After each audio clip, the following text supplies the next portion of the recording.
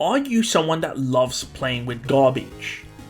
If so, then you would really love ReZero Prophecy of the Throne, because this game is an absolute travesty and is a disgrace to the ReZero series to even be associated with it.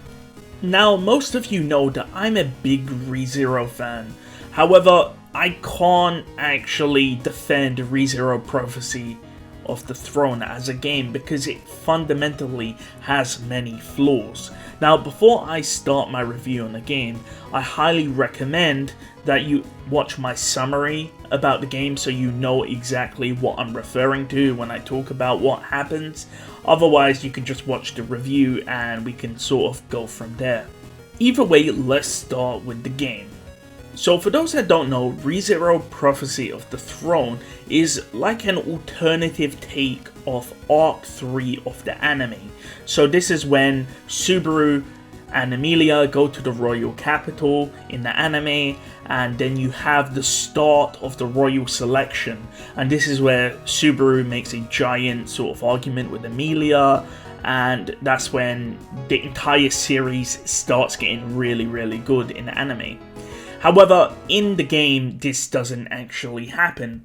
The royal selection gets postponed because there's actually 6 royal candidates when there should be 5. So one of them is an imposter, and they need to figure out who the imposter is. If you were to break down ReZero Prophecy of the Throne back down to its basic components, it is essentially a mystery game. The whole point of the story is to figure out who the imposter is. And I swear to God, this is not like an Among Us reference. Like, this is like stated multiple times during the game. However, this is where the game fundamentally falls down. Because the game is for ReZero fans. The game is for people who have watched the anime. As a result, the mystery element of the game, so like 90% of it, is thrown out of the window. Because if you've watched the anime, you already know who the imposter is. So the mystery doesn't work, because you're just waiting for Subaru to figure out who the imposter is. You know that the 6th candidate is Melty. And as a result of that, you're just waiting for Subaru to figure it out over the 5 to 10 hours that you play the game. So it just falls flat. So you must be wondering, what else does this game do wrong? And I'm not gonna lie, the game actually insults the viewers. Like, the game is actually a fundamental waste of time. Because remember, the whole point of the game is to figure out the imposter, right? We know that Melty is the imposter because we've watched the anime, we know she is the fake candidate. So you must be wondering, why is she doing this? What is her motivation? And we see that her motivation is because she's being blackmailed. So you're wondering, oh, okay, so we figure out Melty is the imposter, she's being blackmailed, let's go beat up the bad guy, right? No. You don't actually confront the true villain in the entire game. We see that Melty and Sakura Element is the actual bad guy, but we see that Sakura Element is working under someone called Mother. Throughout the game, we see references to Mother. However, we never confront Mother, we never beat Mother, we never understand Mother's reasonings on why Melty is supposed to infiltrate Royal Selection. So the entire game is orchestrated by a character who's not even confronted in the game.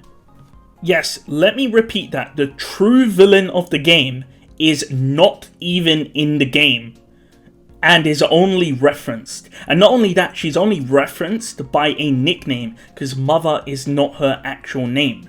So by the end of the game, you don't actually solve anything. Mother is still out there. Yes, you've dealt with Sakura Element, who was the villain, but she was essentially a proxy of Mother. So, yeah, you didn't actually solve anything. Mother is still out there. Not only that, the game just actively insults you again. The game constantly foreshadows that Krush is building up weapons for the White Whale fight. However, we never see that in the game. Not only that, promotional material showed that the Sin Archbishop of Sloth would be in the game. And yes, he does appear briefly. Other than that, he doesn't appear. Subaru doesn't beat him in the game. In fact, Beetlejuice only appears once and then disappears for the rest of the game. It's an absolute joke. And in fact, the game has one of the weirdest and most disgusting endings I've ever seen in a video game. Like, I couldn't believe my eyes when I saw this. When I was playing the game and I got to this ending, I wanted to just uninstall the game and give it like 1 out of 10. I couldn't believe this happened to me. So you must be wondering, what happens at the end of ReZero Prophecy of the Throne? Well, it's very, very simple, you see. So Subaru saves Melty from being blackmailed, they defeat Sakura Element, and then that's pretty much it. Melty runs away, and the royal selection can start. So Subaru is at Roswell's Manor as the royal selection is about to start, and he states that someone is waiting for him, so he can't keep them waiting. So he goes to the entrance hall of the Roswell Manor, and you can see the entire cast of the Emilia camp waiting for him, and they're all telling Subaru to go speak to the person outside, and Subaru's like, yeah, of course I will. So Subaru steps out of Roswell's Manor, and I swear to God, I'm not making this up, Beetlejuice is standing outside, and Subaru's like, thank you for coming, and Beetlejuice is like, hello man, and the game ends. That's how the game ends. The game ends with Subaru walking outside, Beetlejuice is literally standing there, and the entire Emilia camp come outside and stand by Subaru as they confront Beetlejuice. And the game ends. What the hell happened? I genuinely have no clue what this ending is. I genuinely cannot understand it. And I thought like I skipped over some material or something, but that's how the game ends. So not only does the game have a crap story, you don't find out who the true villain is, you don't see the white whale fight, Beetlejuice, Sin Archbishop of Sloth, is not confronted. Then the game ends on a cliffhanger with Beetlejuice just chilling outside of the Roswell Manor and Subaru is thanking him for coming. Like, what is this game doing? Like, I couldn't believe it. Like, this game just fundamentally fails. I swear to God, I'm not making this up. I couldn't believe it. I genuinely can't believe that the game did this. So, you might be saying, okay Jake, the story doesn't work, the mystery doesn't work, but the good thing about ReZero is the power of return by death. So how does this game utilize return by death in a good way to enhance the story and the mystery? Is maybe the player given many different choices, and these choices will give Subaru new information, then we could sort of return by death and pick a different path and, you know, sort of build a case file on who the imposter is, and then maybe at the end of the game we get all of this sort of information about every single candidate, and then we can choose who we believe is the imposter, or something like that, sort of like a Phoenix Wright sort of case study. No. The way ReZero works is that return by death isn't even utilized properly in the story. The game is linear. In fact, return by death isn't even really a giant plot point. Essentially, it's just used to kill Subaru off and make him revert back to the start of the game, so he could take a different predetermined path. Now keep in mind, I'm using the word predetermined. There is no choice. There is no exploration. Yes, there are times where you can do extra things and you can choose certain options, but these result in nothing. There is no overall changes to the story, and it's pretty much illusion of choice. There are many times during the game where you can explore and you can talk to people, which will give you information, but these pieces of information never influence anything and you don't actually need them to progress further. Now, this shows that ReZero Prophecy of the Throne has made two fatal errors. Firstly, it fails to have a mystery element to the entire story, which makes it so that the story falls flat. And secondly, return by death is not even used in a good manner. So again, the game just fails. Not only that, the game's pacing is pretty horrible. Essentially, the game works in a very similar manner. Subaru will speak to 3 royal candidates over the course of one day. He'll keep doing this for every new day. And then what will happen will be that Subaru gets killed. He'll return by death, and he'll essentially just repeat the process. He'll go back to the royal capital, he'll speak to royal candidates, get more information, then he'll die again. And then he'll go to the 3rd loop, he'll speak to the royal candidates, and he just keeps doing that. It's literally the same thing over and over again. And again, like I said before, Subaru's doing this so he can gain information. But me and you, we've watched the anime, so we already know who the imposter is. So we're just wasting our time. The game also has these sort of battle or strategy elements in them. And these are the most tacked on pieces of garbage I've ever seen in the game. They literally serve no purpose. The success criteria for these 3D strategy gameplay sections is as follows. Essentially, you have to do things in a predetermined manner, and is essentially trial and error until you succeed. If you fail, Subaru gets killed off and he essentially returned by deaths to the start of the mission, and then you could just retry the mission. So that's how they incorporate return by death as an element.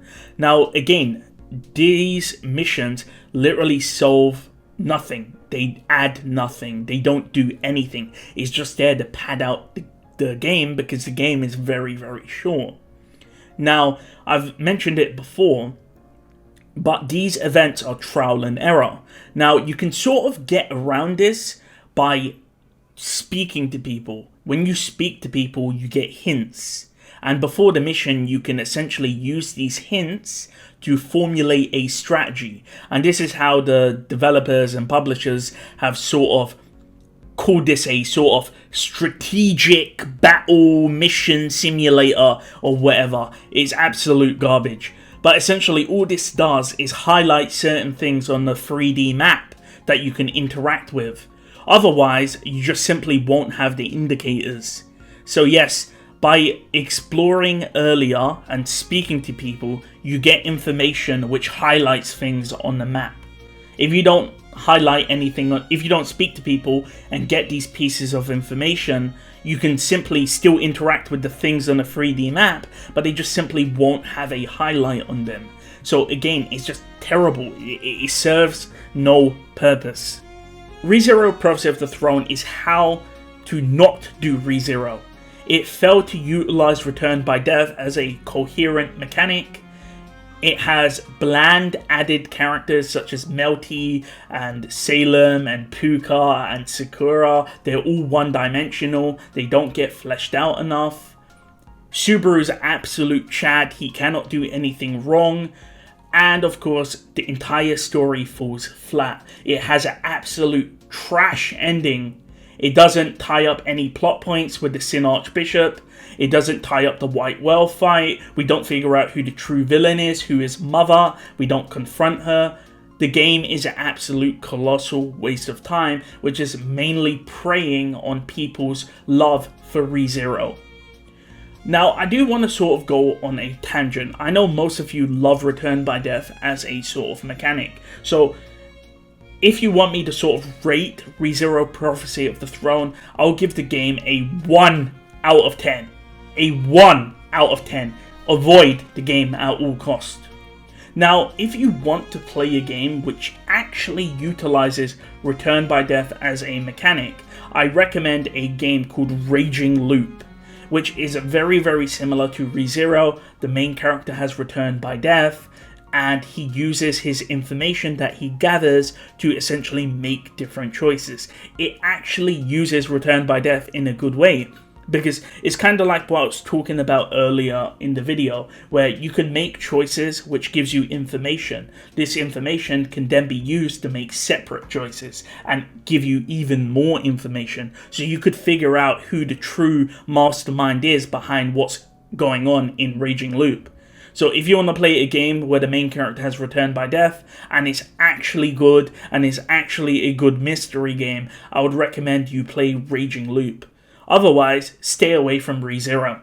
And that is pretty much it. I give the game a 1 out of 10. Let me know if you agree, let me know if you disagree, and thank you for watching this video. I'll see you guys next time.